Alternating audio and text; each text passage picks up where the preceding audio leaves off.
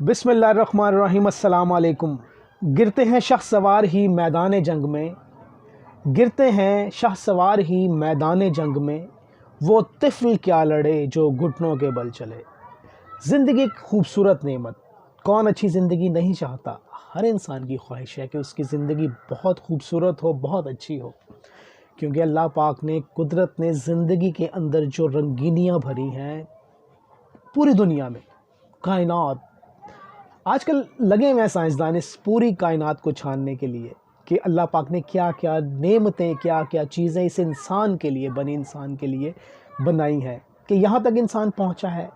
अल्लाह ताला ही का ये कमाल है कि इंसान यहाँ तक पहुँचा है, क्योंकि ये इसकी ज़रूरियात ज़िंदगी की चीज़ों में शामिल होती जा रही हैं। जैसे कि मरीख़ पे इंसान पहुँच गया है, मरीख़ को खोज रहा है, वहाँ ज़िंदगी के आसार तलाश कर रहा है और बहुत हद तक कामयाब होने की कोशिश कर रहा है।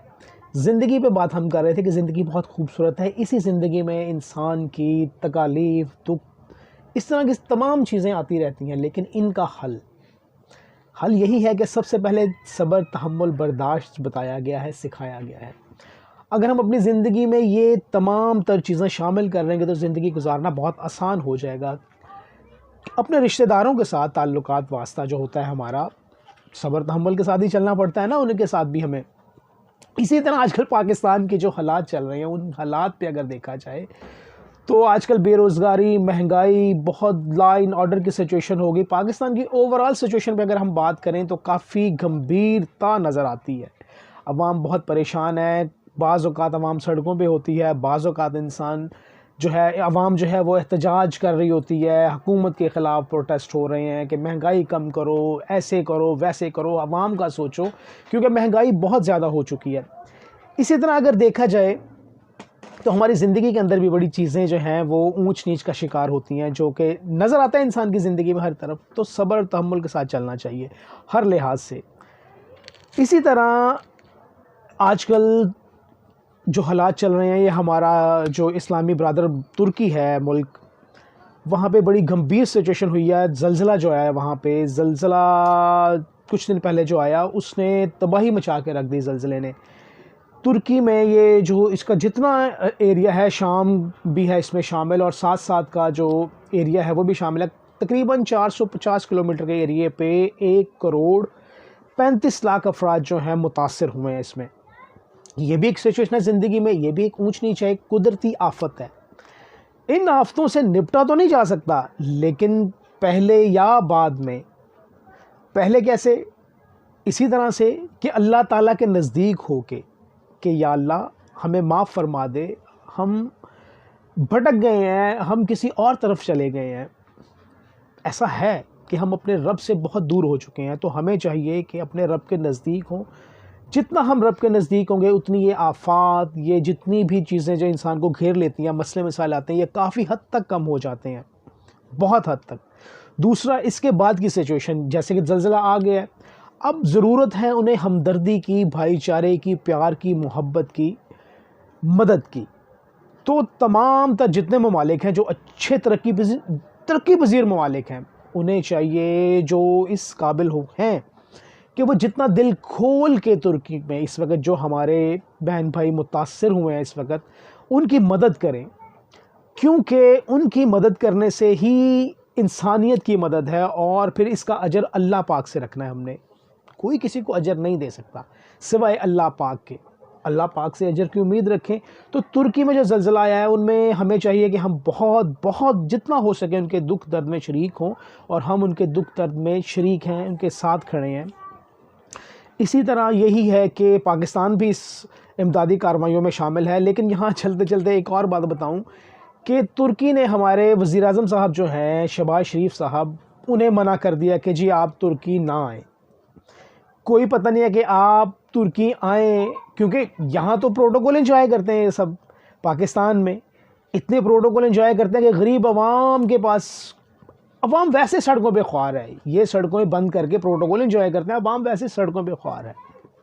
तो उन्होंने शहबाज शरीफ साहब को मना कर दिया कि जी आप ना आएँ, आपकी बहुत मेहरबानी, इतनी बड़ी काबीना आप जो लाएंगे हमारे यहाँ मुल्क में, हम ज़लज़ले से निपटेंगे या आपके प्रोटोकॉल के इंतज़ामात करेंगे। आपके लिए यहाँ पे फूलों की चादर बिछाएंगे, तो इसलिए उन्होंने मना किया कि आप ना आएँ। और दूसरी तरफ ये भी कहा जाता है कुछ कि आप इमदाद देने के बजाय शायद लेके चले जाएं जो आपके हालात चल रहे हैं, क्योंकि जगह जगह जाके शहबाज शरीफ साहब मांग रहे हैं। हाँ, कौम के लिए मांग रहे हैं जी, बिल्कुल कौम के लिए मांग रहे हैं। कौम पे लगा है, नज़र आता है कौम को क्या कौम पे लगा है। ज़िंदगी को हमारी ख़राब करने में सबसे पहले यही जो हुक्मरान है इनका हाथ है। चाहता इंसान अच्छी ज़िंदगी है, लेकिन उस ज़िंदगी को बनाने के लिए मेहनत की ज़रूरत है। मेहनत किए जाओ, ज़िंदगी में अच्छी से अच्छी चीज़ आ जाएगी। लेकिन वो मेहनत भी क्या है, बड़े सोच समझ के साथ। वोट डालना भी एक मेहनत है, सोच के समझ के। इलेक्शन का जिक्र भी कर लेते हैं, क्योंकि इलेक्शन साथ साथ आ रहा है कि इलेक्शन होगा होगा होगा। जितनी जल्दी इस मुल्क में इलेक्शन हो जाए उतना ही अच्छा है, क्योंकि जो हालात हैं बहुत गंभीर हैं। इलेक्शन होगा, नई हुकूमत आएगी, अपना सिलसिला प्रोसीजर जो है वो शुरू करेगी इस आवाम के लिए, इस कौम के लिए, इस मुल्क के लिए। कोई अच्छाई की उम्मीद पैदा होगी नए इलेक्शन से, क्योंकि इलेक्शन आएगा, हुकूमत नई बनेगी, वो अपने तरीके से अपना काम करेगी। और सबसे पहले ये कि जो हालात अभी चल रहे हैं इस मुल्क और इस कौम के, कौम बहुत तकलीफ़ में है, बहुत परेशानी में है। कहीं आटा नहीं मिल रहा, कहीं पानी नहीं है, कहीं गैस नहीं है, कहीं बिजली नहीं है, कहीं बेरोज़गारी ने इतना सर उठाया हुआ है कि इंसान जराइम करने पे मजबूर हो गया हुआ है। जुर्म तो अच्छा नहीं है, लेकिन ये मजबूरियाँ इंसान को लेके जाती हैं। फिर वही बात आ गई कि जब तक ये हुकूमत इस अवाम का नहीं सोचेगी, ये अवाम कुछ भी नहीं कर सकेगी। पहला काम है कि इन्हें रोज़गार दिया जाए, इनके लिए तमाम तर सहूलियात मुहैया किए जाएं, जैसे कि हॉस्पिटल्स के हालात कहाँ अच्छे हैं। हॉस्पिटल के हालात आप चले जाएं, एक एक बेड के ऊपर 4-4 लोग। पूछो कि ये क्या है भाई, सहूलियात नहीं है, एक बेड पे 4 ना डालें तो क्या करें। बहुत बुरे हालात हैं ये। क्या हमारे पाकिस्तान इस्लामी जमहूरिया पाकिस्तान की आवाम ये डिज़र्व नहीं करती सब चीज़ें कि इनके बच्चों को तालीम, सेहत, रोज़गार, तमाम तर वो आसाइशें दी जाएं जो एक इंसान को इस ज़िंदगी के लिए बहुत ज़रूरी हैं, इस ज़िंदगी में चाहिए। तो ये कैसे मुमकिन है? हुकूमत पाकिस्तान, रियासत पाकिस्तान, इन सब का काम है कि इस मुल्क और इस कौम के लिए सोचें, इनको तमाम तरह अंधेरों से निकालें, वो तमाम चीज़ें इनको दें जो ये चाहते हैं, जो इनके हकूक़ हैं। फ़राइज़ जो है वो अवाम अदा कर रही है। क्या क्या सबसे पहला फ़र्ज़ जो है अवाम अदा कर रही है वो क्या है? टैक्स। टैक्स पे टैक्स लग रहा है, टैक्स पे टैक्स लग रहा है, और टैक्स दे रही है अवाम। अवाम के टैक्स का पैसा कहाँ इस्तेमाल हो रहा है? प्रोटोकॉल्स में, इनकी मुराआत में, इनकी अयाशियों में। एक एमएनए भी जीता है, बड़े बड़े जलसे करता है, बड़ी बड़ी पार्टियां एंजॉय करता है, और वही अवाम जो वोट डालती है वो सड़कों पे जलील होती है।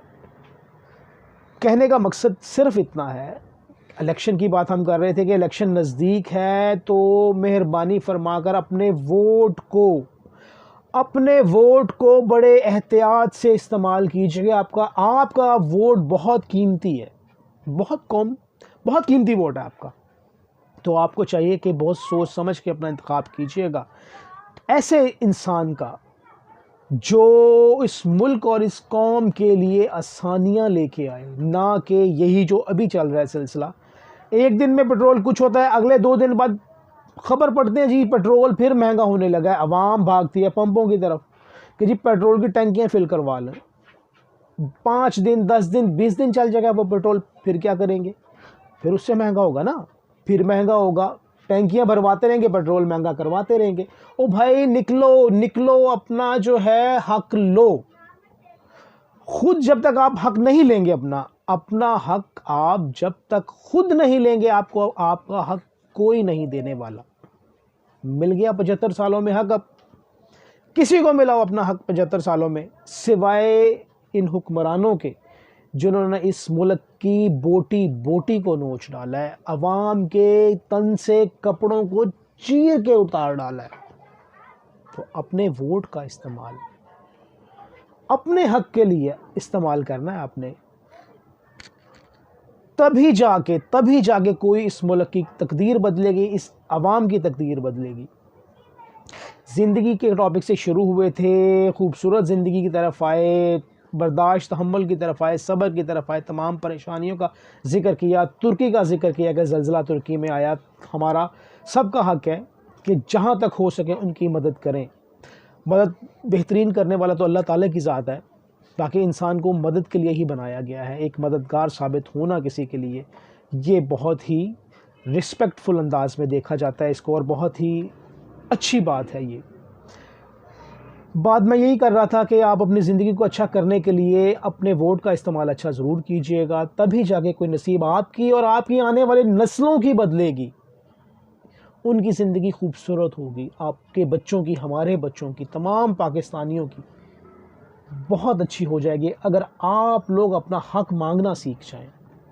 बहुत हद तक देखा जाए तो जनाब इमरान खान साहब का जिक्र करते हैं कि उन्होंने इस कौम को बहुत अच्छे तरीके से दिखा दिया सब कुछ, कि ये है सारा का सारा मॉरल। कौन करप्ट है, कौन करप्ट नहीं है, मुल्क में क्या हो रहा है, क्या इंसाफ मिल रहा है कि नहीं मिल रहा है, और अवाम जो गोडियां कर्जियां च डुबी पई है, इंतहाई परेशानी दे हालात च अवाम है। तो मेहरबानी करें, अपना हक़ मांगें, अपना हक़ मांगें। ज़्यादा क्या बात करूं, अपने हक़ की तरफ आएँ, हक़ को बुलंद करें, एक दूसरे के साथ जुड़ जाएं अपने हक़ के लिए।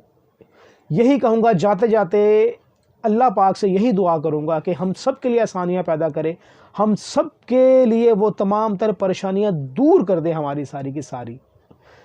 मुझे इजाज़त चाहिए। अल्लाह हाफ़िज़।